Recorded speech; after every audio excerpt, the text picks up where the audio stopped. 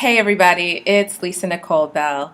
For those of you who don't know who I am, LisaNicoleBell.com. All that information is there. Not going to spend a lot of time on that at the top of this video. But this is Letters to Lisa. It's a new series that I'm doing. If you were around during the time I had a radio show, then you're familiar with this because there used to be a segment on my show called Letters to Lisa. And this is me relaunching that as a video series where I'm just kind of vlogging and answering these questions on camera.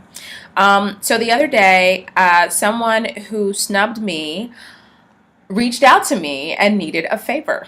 And I'm sure that you've been in this situation where this has happened to you. It happens to all of us at one point or another. I tweeted something that said, you know, that moment when someone who snubbed you needs a favor, ... And someone responded and said, like, OMG, that happened to me too. How do you recommend I deal with that? It's so crazy. I was like, I know, girl.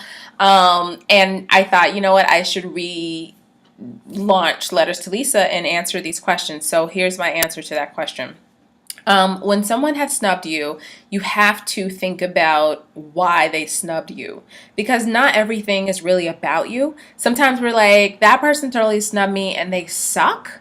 But then you're like, okay, well, maybe they were having a bad day. Maybe someone in their family died. Maybe they didn't get the email we thought they got. Whatever the case may be, you first have to make sure that it was an actual snub and not something else. You can't like make everything about you. So that's the first part. The second part is, you know, really asking yourself, what type of people do you want to have in your space?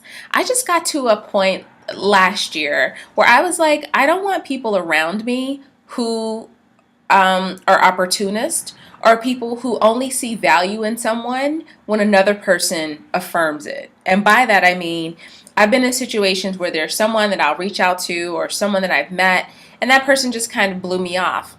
And then there's someone else that we both know who is like, OMG, Lisa's awesome. She hung the moon. And then all of a sudden that person is back like, oh, we should hang out. We should kick it. And I'm kind of like, do you not trust your own judgment about who's awesome and who's not? Why does it take someone else to tell you that I'm amazing for you to be like, let's go have coffee? So I believe that intelligent people are able to make their own decisions about who's awesome, who they want to network with, who they want to have around them. And if it requires that much social proof, then I kind of side-eye them. That may not be the case for you. I'm just telling you what I do. In terms of the third piece of that, it's really about, in my opinion, engaging cautiously, because I don't believe that we have the luxury of like writing off and throwing shade and completely ignoring all the people who snub us.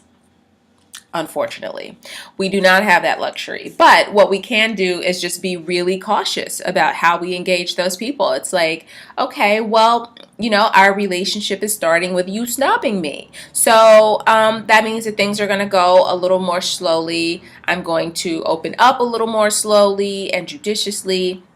I think it's really about saying to yourself, you know, what did this circumstance say about this person?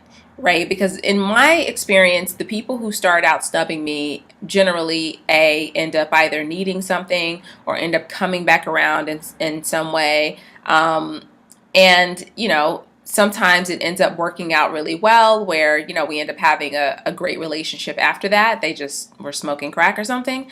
But in other cases, it's, you know, that's an indication of who they really are. So I think it doesn't mean that you have to write those people off. You just have to go slowly with them because for whatever reason, they're not able to see your value. And, you know, my philosophy about people in my life and engaging with people in general is that, you know, you don't have to think I'm awesome and you don't have to share my opinion of myself. But if you don't, then you have to have your opinion somewhere else, right? Because I cherish and adore the people in my life, the people on my team, you know, the people in my space in general. And I would like for them to have the same opinion of me. And if they don't, that's fine. But, you know, it's about you saying, you know, do I want to be treated marginally by the people in my life? So I know that is a really, really complex and convoluted answer, but I wanted to really unpack it a little bit and talk about, you know, the specifics and nuances of it. So that's what I have. That is Letters to Lisa, installment number 1. And if you want to ask me a question, hashtag letter to Lisa. Or you can email me directly, lisanicolebell@me.com, and I'll answer your question in a video just like this one, only I'll be wearing different clothes. So lisanicolebell.com, twitter.com/LisaNicoleBell. I'm also on Instagram at Lisa Nicole Bell, and you can find my Facebook fan page at Lisa Nicole Bell as well. Thanks so much for watching, and I'll see you next time.